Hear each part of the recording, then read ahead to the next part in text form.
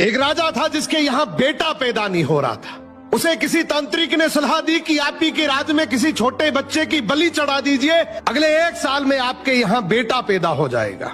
राजा ने ऐसा ही किया। अगले ही दिन ऐलान करवा दिया कि जिस घर से बच्चा दिया जाएगा उस घर को ढेर सारा धन दिया जाएगा। राजा का ये ऐलान एक गरीब परिवार ने सुना तो अपने घर के सबसे छोटे बच्चे को भेज दिया कि ये बच्चा हमारे किसी काम का नहीं, इसे रख लो।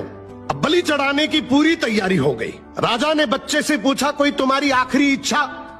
तो बच्चा बोला, मुझे बस थोड़ी सी गिल्ली मिट्टी ला कर दे दो।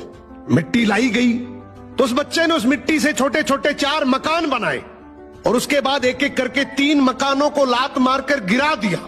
एक को रहने दिया और उसके सामने हाथ जोड़कर दुआ की और राजा को बोला, अब मेरी बलि चढ़ा दो। ये देखकर राजा को बड़ा अजीब लगा। वो डर सा गया कि शायद बच्चे ने कोई तंत्र विद्या की हो। उसने बच्चे से पूछा, तूने ये क्या किया था? तो बच्चा बोला, पहला मकान गिराया जो मेरे माँ बाप का था, जिन्होंने सिर्फ पैसों के लिए मुझे बेच दिया। दूसरा मकान रिश्तेदारों का था, उन्होंने भी मेरे माँ बाप को ऐसा करने से रोका नहीं, तो उनका भी मकान गिरा दिया। तीसरा राजा जी आपका तो काम है लोगों की रक्षा करना, लेकिन आप भी अपने लालच के लिए रक्षक से भक्षक बन गए। आपने तो अपने लालच के लिए मेरी जिंदगी खत्म करने की सोच ली, तो मैंने आपका भी महल गिरा दिया। और ये चौथा मेरे भगवान का घर है, उसके सामने मैंने हाथ जोड़कर कह दिया कि अब सब तू संभाल लेना।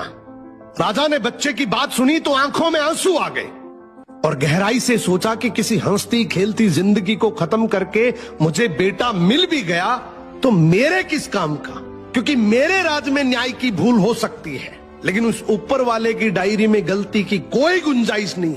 राजा ने रोते हुए बच्चे को गले लगा लिया और बोला, आज से तू ही मेरा बेटा।